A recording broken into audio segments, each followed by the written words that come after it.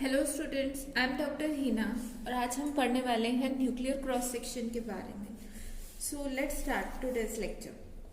First of all, जब भी कोई एक न्यूक्लियर रिएक्शन होती है या फिर कह लो कि कोई भी एक प्रोसेस होती है जिसमें collimated beam of mono energetic particles, I'm again saying collimated beam of monoenergetic particle. Collimated beam means that is perfectly aligned, single direction है उसकी।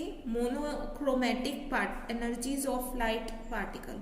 monochromatic energy means एक ही वेवलेंथ के पार्टिकल हैं, अलग अलग की हम बात नहीं कर रहे। सो जब इस तरह के particles like proton, neutron, electron, उसको किसी भी एक टारगेट मीडियम के ऊपर आप स्ट्राइक करवाते हैं like this. So basically 3 process हो सकती हैं total. First of all, incident particle deviate भी हो सकता है या फिर may be deviated and scattering phenomena, elastic या इनइलास्टिक, जिस मर्जी तरह की स्कैटरिंग हो सकता है। First of all, incident particle अगर हम मोनोक्रोमेटिक एनर्जी पार्टिकल कॉलीमेटेड बीम को टारगेट मटेरियल पे डालेंगे तो वो या तो स्कैटर्ड हो सकता है, इलास्टिक स्कैटरिंग, इनइलास्टिक स्कैटरिंग, कुछ भी हो सकती है। सेकेंड हो सकता है कि इंसिडेंट पार्टिकल कंप्लीटली एब्जॉर्ब हो जाए या रेडिएशन कैप्चर हो जाए। मींस अगर इंसिडेंट रेडिएशन है लाइक गामा फोटोन है तो वो कंप्लीटली एब्जॉर्ब भी हो सकते हैं, और अगर पार्टिकल हैं तो वो एब्जॉर्ब हो सकता है, मीडियम के अंदर स्टॉप हो सकता है, या तो मीडियम उसको स्कैटर कर देगा या फिर एब्जॉर्ब कर लेगा। थर्ड है कि न्यूक्लियर रिएक्शन भी हो सकती है वहाँ पे, और जो पार्टिकल निकल सकते हैं वो डिफरेंट पार्टिकल हो सकता है as a incident one.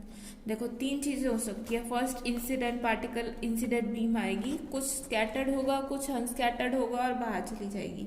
Second thing हो सकती है कि वो बीम आई, मीडियम के साथ इंटरेक्ट की, इसकी एनर्जी या इसका डिस्टेंस इससे कम है, इसकी थिकनेस ज्यादा है, इसके अंदर स्टॉप हो गई। थर्ड, अगर इसकी एनर्जी इतनी ज्यादा है कि वो टारगेट मीडियम के साथ इंटरेक्ट कर रही है तो वहां न्यूक्लियर रिएक्शन हो सकती है। न्यूक्लियर रिएक्शन होती है तो कंप्लीटली न्यू न्यूक्लियस बनता है। ओके, सो ये 3 प्रोसेस होती हैं जब कोई भी इंसिडेंट बीम को हम मोनोक्रोमेटिक एनर्जी एंड कॉलीमेटेड बीम को स्ट्राइक करते हैं किसी भी एक टारगेट मीडियम पे। Okay, so next thing is कि जब भी एक पार्टिकल इंसिडेंट होता है टारगेट न्यूक्लियस पे तो हमें क्रॉस सेक्शन को डिफाइन करना होता है। ये क्रॉस सेक्शन है क्या और क्या जरूरत पड़ी न्यूक्लियर रिएक्शन इसको डिफाइन करने की, चलिए देखते हैं। So first of all, cross section को इस तरह समझा जा सकता है that it is the probability और it is the area around which there is a probability of reaction. अब ये क्या चीज है? देखो, जब एक पार्टिकल जाएगा किसी भी एक टारगेट न्यूक्लियस पे, so there is a probability that an event may occur when the nucleus is exposed to a beam of particular particles carrying flux, या कह लो कि जब भी एक बीम को like this, अब हम न्यूक्लियर रिएक्शन की बात कर रहे हैं, 3 चीजें पहले हो सकती थी, स्कैटर्ड हो सकता था, स्टॉप हो सकता था मीडियम में, या फिर न्यूक्लियर रिएक्शन। तो अगर न्यूक्लियर रिएक्शन होती है तो वहां हमें ये टर्म डिफाइन करनी है, न्यूक्लियर क्रॉस सेक्शन। अब न्यूक्लियर क्रॉस सेक्शन समझने से पहले एक चीज समझिए कि इंसिडेंट बीम आई, ये आपका टारगेट न्यूक्लियस है, यहाँ इसके टारगेट मटेरियल है, मटेरियल के अंदर एटम है, एटम में न्यूक्लियस है। सो न्यूक्लियस के साथ वो इंटरेक्ट कर सकता है, वहाँ एक प्रोबेबिलिटी है, जरूरी नहीं है कि ये इसके साथ इंटरेक्ट करेगा। So there is a probability that an event may occur, कि जब ये बीम इसके साथ आती है। Again the probability that an event may occur when a single particle is shot in a direction perpendicular. ये हो सकता है कि यहाँ पे नंबर ऑफ पार्टिकल्स आए, इसके एक सिंगल न्यूक्लियस के साथ इंटरेक्ट कर रहे हैं, टारगेट न्यूक्लियस के साथ नंबर ऑफ पार्टिकल्स एक्सपोज है तो हो सकता है वो इनमें से किसी से इंटरेक्ट करे। सेकेंड थिंग कंसिडर करने वाली है कि एक सिंगल पार्टिकल आया, ये किस टारगेट न्यूक्लियस के साथ इंटरेक्ट करेगा। अगेन प्रोबेबिलिटी है, वो टारगेट मटेरियल पे डालते हो, मटेरियल में नंबर ऑफ एटम्स है तो वो किसके साथ इंटरेक्ट करेगा, तो ये प्रोबेबिलिटी कंप्लीटली एक रैंडम प्रोसेस है, और इंटरेक्शन कहाँ कम या कहाँ ज्यादा होगा वो उसके रिएक्शन क्रॉस सेक्शन पे डिपेंड करता है। Again the quantity which is generally used to measure this probability of nuclear reaction is termed as the cross section of nuclear reaction.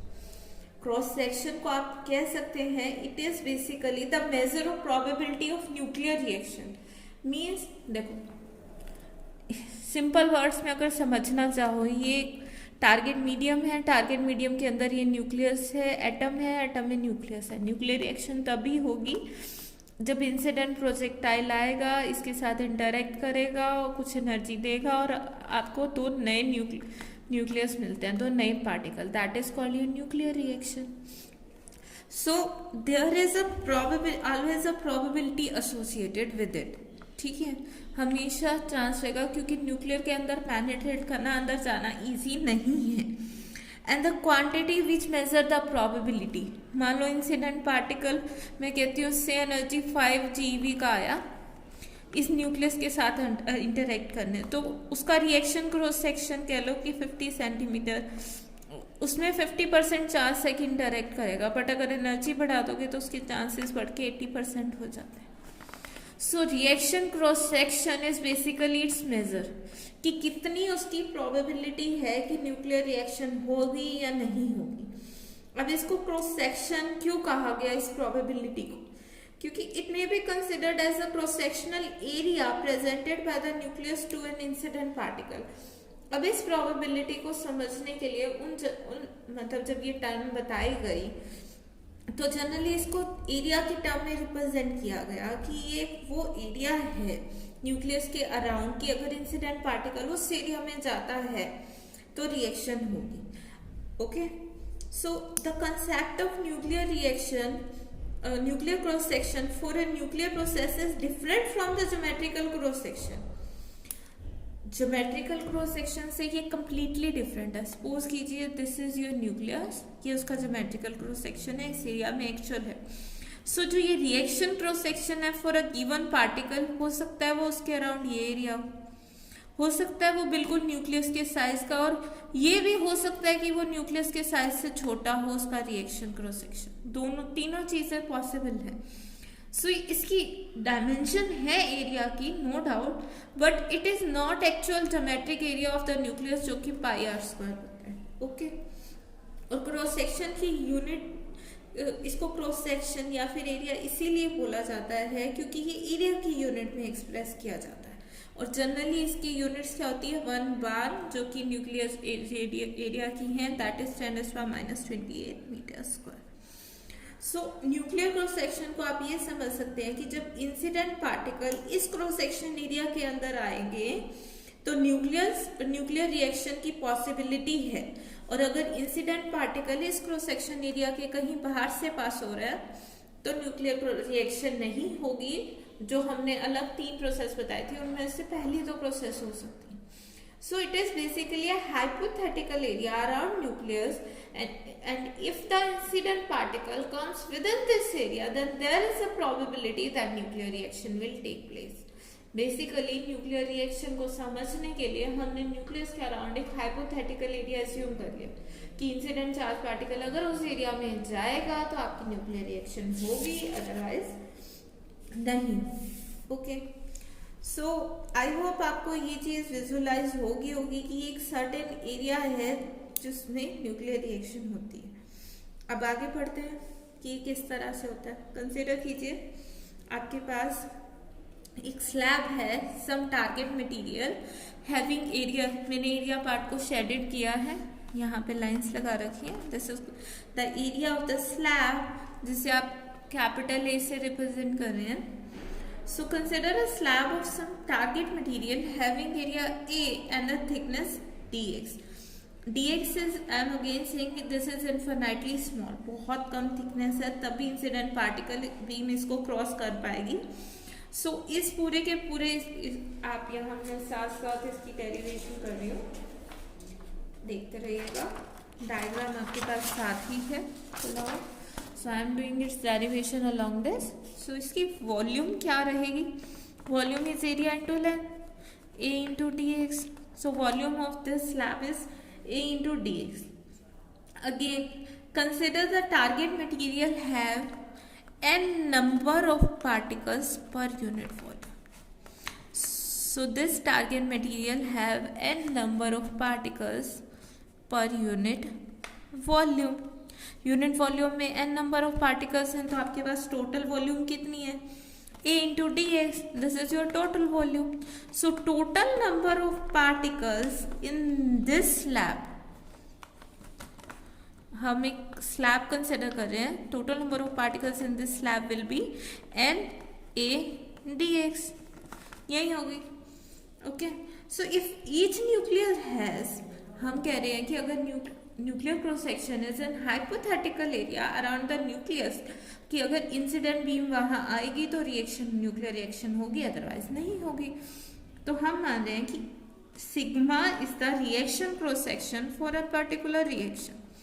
This is your reaction cross section for some particular reaction. ठीक है, तो aggregate each, हर एक nucleus का इतना reaction cross section है. अब ये मान लो ये जो स्लैब है इसके अंदर नंबर ऑफ एटम्स है, नंबर ऑफ एटम्स है मीन नंबर ऑफ न्यूक्लियस है, कितने नंबर ऑफ पार्टिकल्स या फिर नंबर ऑफ न्यूक्लियस है इसमें, एन इंटू ए इंटू डी एक्स. और हर एक न्यूक्लियस के अराउंड जो एरिया है क्रॉस सेक्शन एरिया, अगर इंसिडेंट बीम इस एरिया में आती है तो न्यूक्लियर रिएक्शन होगी. सो टोटल अगर आप एग्रीगेट रिएक्शन क्रॉस सेक्शन निकालना चाहें पूरे के पूरे स्लैब का, नंबर ऑफ एली पार्टिकल्स को मल्टीप्लाई करो हर एक रिएक्शन क्रॉस सेक्शन से, then will you get the aggregate reaction cross section. Aggregate reaction cross section कितना होगा, N A sigma N A D X. This is your total reaction cross section. अब हम मानते हैं कि जब इंसिडेंट बीम ऑफ पार्टिकल आए, see here, so let N be the number of incident particle that strike the slab.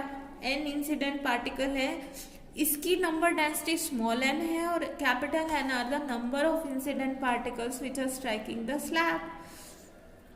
So n is the capital number of particle, और हम मानते हैं कि उनमें से जो dn पार्टिकल हैं, dn number of particles, they are hitting the reaction cross section area. आपको पता है मटेरियल के अंदर बहुत एम्प्टी स्पेस होता है और उसमें क्या होते हैं, एटम. एटम के अंदर इटसेल्फ बहुत एम्प्टी स्पेस होता है और न्यूक्लियस बहुत छोटा है.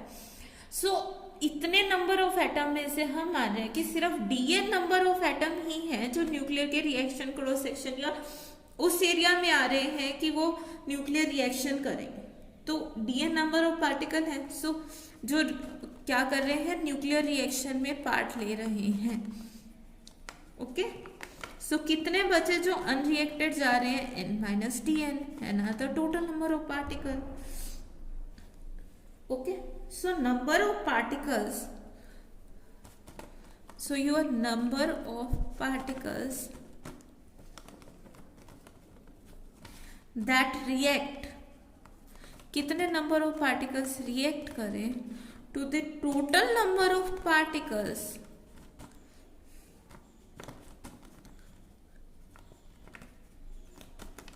will simply equals to aggregate cross section जो कि हमने निकाला था टू द टोटल एरिया. देखो टोटल नंबर ऑफ पार्टिकल पूरे के पूरे एरिया पे गए तो जो इनकी रेशो होगी उतने ही नंबर ऑफ पार्टिकल इंटरेक्ट करेंगे ना. नहीं समझ आ रही चीज तो यहाँ से देखिए, मान लो ये आपके पास टोटल इतना बड़ा एरिया था, that is your total area.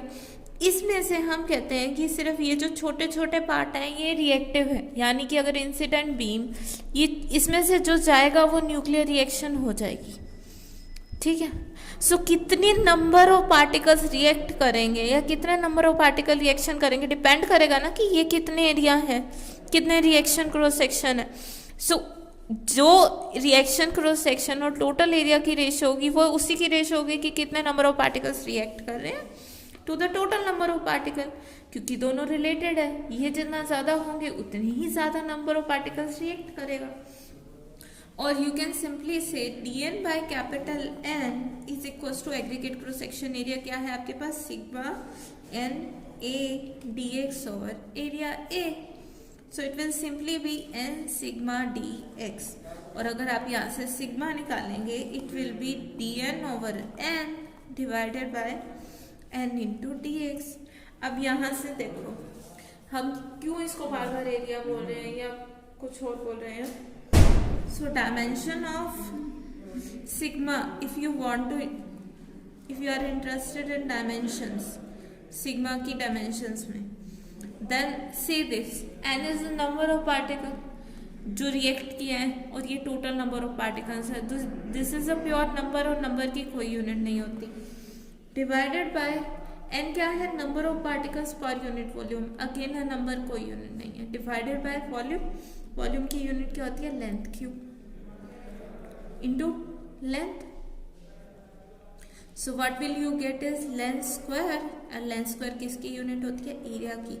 That's why ये जो हम रिएक्शन क्रॉस सेक्शन है इसको एरिया बोल रहे हैं. And the quantity here dn over n represent the probability of for occurrence of reaction. dn over n is the probability of occurrence of reaction, और आप इसको रिएक्शन यील्ड भी कह सकते हैं.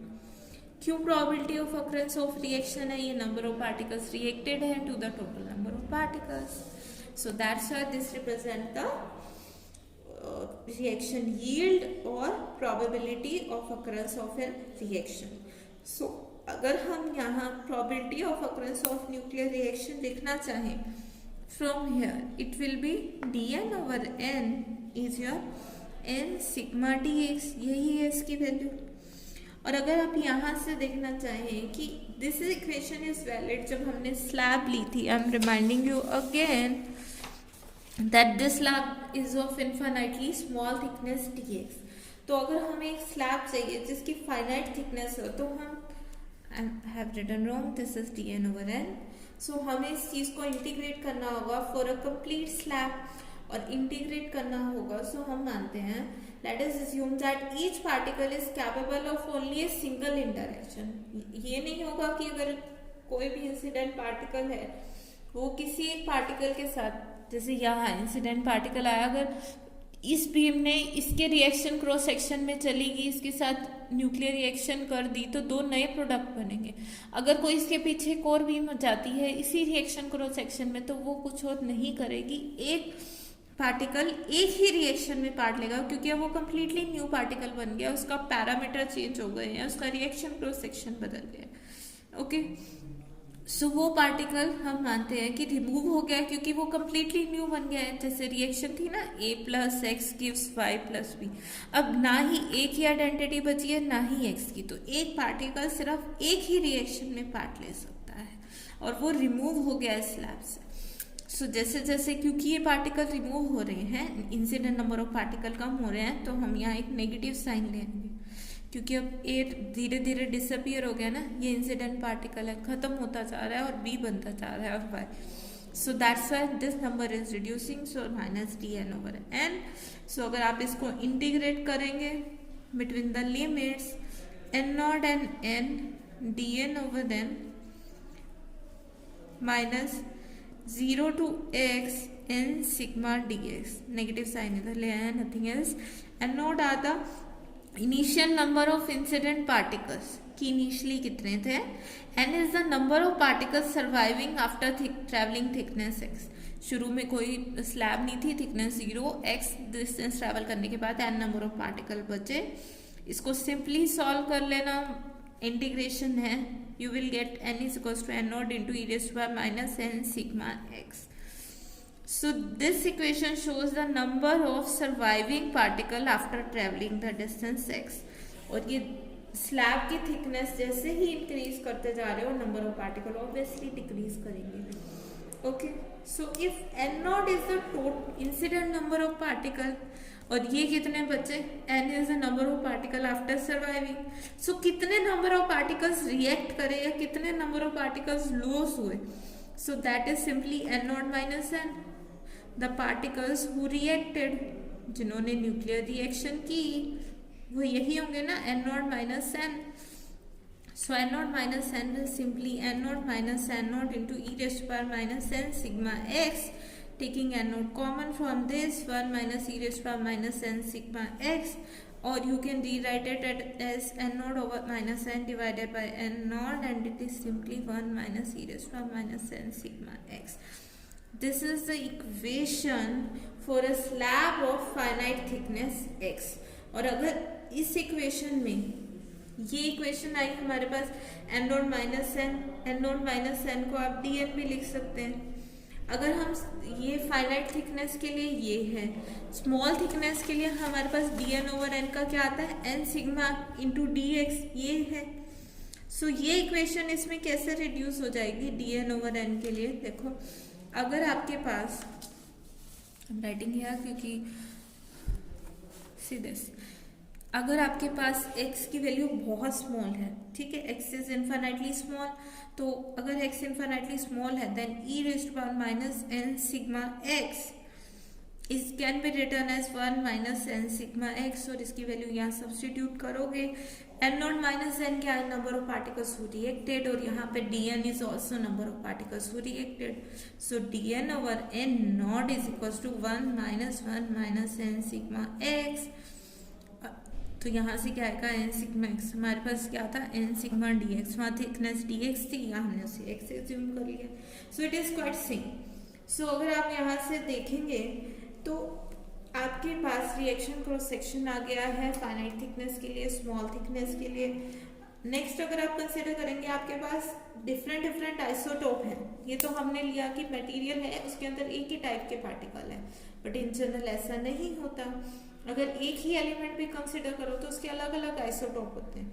अलग अलग आइसोटोप की बात करोगे तो सिग्मा की को सिग्मा 1 सिग्मा 2 और उनका नंबर क्या हो जाएगा, से n1 सिग्मा 1 n2 सिग्मा 2 इस तरह। सो नंबर ऑफ पार्टिकल्स और your total expression will change, क्योंकि हर एक का अपना अलग अलग होता है। तो यहाँ पे हम एक टर्म डिफाइन करेंगे that is known as your partial reaction cross section. And what is that term, partial reaction cross section. अब रिएक्शन क्रॉस सेक्शन दो चीजों पे डिपेंड कर रहा है आपके पास। देखिए एक तो किस टाइप की रिएक्शन हो रही है, नेचर ऑफ टारगेट मटेरियल और एनर्जी ऑफ इंसिडेंट पार्टिकल, कि इंसिडेंट पार्टिकल की एनर्जी कितनी है, रिएक्शन किस तरह की हो रही है और टारगेट मटेरियल का नेचर क्या है। और वैसे भी अगर हमारे पास एक से ज्यादा टाइप की न्यूक्लियर रिएक्शन हो रही है, टारगेट मटेरियल अलग अलग है, तो reaction cross section will be there sum sigma 1 plus sigma 2 plus sigma 3 and so on, अगर अलग अलग है। So it is there sum and this is known as a partial cross section. हर एक का जो भी अपना अलग अलग है। The next term is total nuclear interaction cross section, not reaction cross section. Total nuclear interaction cross section, total nuclear interaction cross section. Now what is this term? अब ये क्या टर्म है? Total nuclear interaction cross section is defined as the effective area that the target nuclear possess for removing particle from the incident beam by any means. अगर interaction cross section आए तो ये effective area है target nucleus के around, जिससे वो incident beam में से पार्टिकल्स रिमूव करता है किसी भी तरह से, चाहे वो स्कैटरिंग हो, एब्जॉर्प्शन हो या न्यूक्लियर रिएक्शन हो। रिएक्शन क्रॉस सेक्शन आए तो वो एरिया जिसमें न्यूक्लियर रिएक्शन होने की प्रोबेबिलिटी है, बट इंटरैक्शन क्रॉस सेक्शन आए तो सभी तीनों चीजें हो सकती हैं, एब्जॉर्प्शन भी हो सकती है, स्कैटरिंग भी हो सकती है और न्यूक्लियर रिएक्शन भी।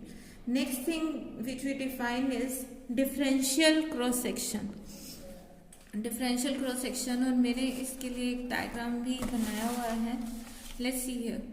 This is for differential cross section. Differential cross section gives us information about the distribution of outgoing particle in distribution के बारे में बताता है, angular distribution of outgoing particle, कि वो किस तरह डिफरेंट डायरेक्शन में डिस्ट्रीब्यूटेड है। It tells us about the angular distribution of outgoing particles. The differential cross section is also defined as the number of particles scattered into unit solid angle पर unit time पर unit incident flux पर target point.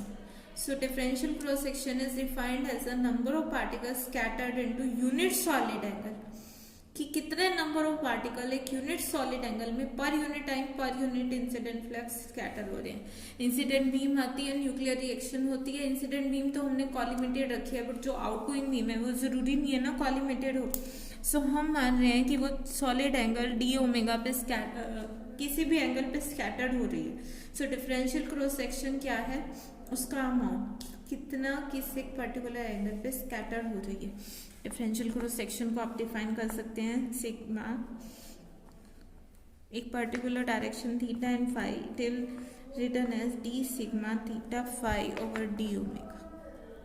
This term is differential cross section, और या quantity कह लो, it a particular direction theta phi is total reaction cross section into that solid angle. मतलब total कितना reaction cross section है और एक पर्टिकुलर डायरेक्शन में निकालना है तो उसको उस एंगल से मल्टीप्लाई करोगे। So it represents the probability that ejected particle are confined into the solid angle D omega, कि इस सॉलिड एंगल में कितने नंबर ऑफ पार्टिकल कन्फाइंड है। और रिएक्शन अगर रिलेशन निकालना है आपको रिएक्शन क्रॉस सेक्शन सिग्मा में और differential scattering cross section sigma, this is differential scattering cross section, और total scattering cross section sigma में निकालना तो डिफरेंशियल को इंटीग्रेट कर देते हैं हम होल स्पेस में। और यहाँ पे अगर आपको इंटीग्रेट करना है फाई की लिमिट जाती है 0 to 2 पाई और थीटा की 0 to पाई। और ये चीज़ मुझे नहीं लगता आपको बताने की जरूरत है कि कंप्लीट सॉलिड एंगल हो थीटा 0 से पाई क्यों होता है और फाई 0 to 2 पाई क्यों होता है। देखो आप लोगों को पता होगा कि 0 to 2 पाई, एक बार तो ये कंप्लीट रोटेशन ऐसे कि पेन अगर हम ऐसे कर रहे हैं ये 0 to 2 पाई ये, और साथ ही अगर ये डायरेक्शन कवर करनी हो तो 0 to पाई इस तरह से। ये देखो ये फाई है 0 to 2 पाई और थीटा है ये 0 to पाई की ये डायरेक्शन कवर करनी है। सो फाई डिपेंडेंस उस केस में होल्ड करती है जब इंसिडेंट बीम स्पेसिफिक डायरेक्शन में हो, यानी इंसिडेंट बीम अगर पोलराइज्ड हो। बट अगर इंसिडेंट बीम ही अलग अलग डायरेक्शन से आ रही है, अनपोलराइज्ड बीम है आपके पास, in that case there is no means of looking ना कि आउटगोइंग पार्टिकल किस डायरेक्शन में। अगर इंसिडेंट ही हर एक डायरेक्शन में तो क्या फर्क पड़ता है आउटगोइंग किस डायरेक्शन में। सो तब हम फाई की हटा देते हैं, हमारे पास इंटीग्रेशन लिमिट सिर्फ थीटा में रह जाती है 0 to pi sigma theta into sine theta D theta. और अगर आइसोट्रॉपिक डिस्ट्रीब्यूशन हम देखते हैं कि एमिटेड पार्टिकल में आइसोट्रॉपिक डिस्ट्रीब्यूशन है तो फर्दर थीटा की भी खत्म हो जाती है, sigma is simply 2 pi sigma theta इस तरह से। So this is total cross section with differential scattering cross section. अब एक चीज और आती है, इन चीजों की आपके पास सिर्फ डेफिनेशन ही आएगी 1 या 2 मार्क्स में, दैट इज लेवल डेप्थ। अब क्रॉस सेक्शन से लिंक ही है nuclear level width, sorry not level depth, this is level width, nuclear level width. What is this? So the compound nucleus form, हमने already compound nucleus के बारे में पढ़ चुके हैं। So the compound nucleus form due to bombardment of target nucleus by high energy particles remain in excited state after some time. इससे पहले मैंने कंपाउंड रिएक्शन आपको बताई थी, इंसिडेंट पार्टिकल आता है वो A+X होता है ना, तो वो डायरेक्ट Y+B ना देके कुछ समय के लिए कंपाउंड न्यूक्लियस बनाता है C*, जो कि एक्साइटेड स्टेट में होता है, फर्दर डिके करता है और Y+B देता है। सो दिस कंपाउंड न्यूक्लियस अगर आप इसकी बात करते हैं, सो कंपाउंड न्यूक्लियस कुछ एक लाइफ टाइम के लिए स्टे करता है, जिसको हम रिएक्शन, इसका लाइफ टाइम कह लो कि लाइफ टाइम है टाउ, उसके बाद ये डिके कर जाता है। तो अगर आपके पास लाइफ टाइम है, लाइफ टाइम और डिके कांस्टेंट क्या होते हैं? Inversely proportional, decay constant is equal to 1/टाउ। तो उसी कंपाउंड न्यूक्लियस के लाइफ टाइम को हमने एक टर्मिनोलॉजी से लिंक किया है जिसको हम डिफाइन करते हैं level width. It is basically h cut into lambda. Lambda is your decay constant. Decay constant half lifetime से कैसे लिंक है? इस तरह, this tau is the mean lifetime of the compound nucleus. यानी कंपाउंड न्यूक्लियस के लिए हमने एक और टर्म ले ली जिसे कहते हैं लेवल विड्थ। लेवल विड्थ को किस टर्म में देखेंगे? Level width is simply electron volt की फॉर्म में मेजर कर जाता है, एनर्जी की फॉर्म में, कि कितने टाइम के लिए वो एक्साइटेड पार्टिकल उस स्टेट में रहता है या फिर उसकी एनर्जी कितनी है, that is known as the level